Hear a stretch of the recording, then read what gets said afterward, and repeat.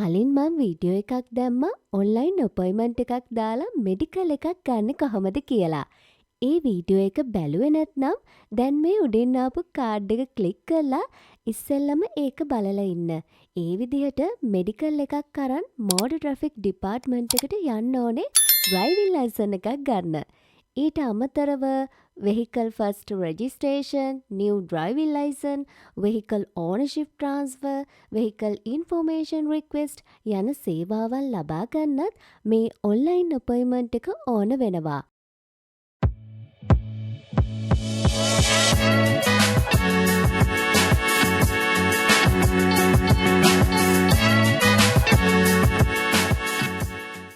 අපි වීඩියෝ එකට ගිහින් බලමු කොහොමද ඒක කරන්න කියලා.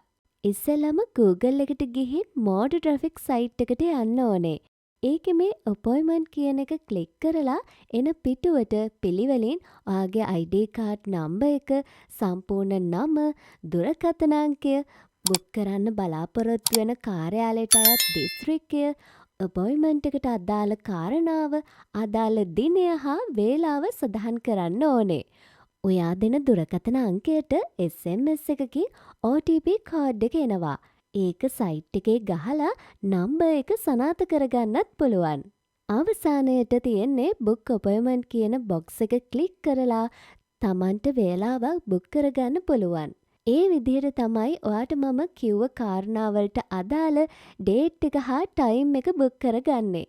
එහෙනම් අදට වීඩියෝ එක නවත්තනවා. තවත් මේ වගේ වටිනා වීඩියෝ බලන්න ඕපන් බුක්ස් channel එක subscribe කරලා තියාගන්න.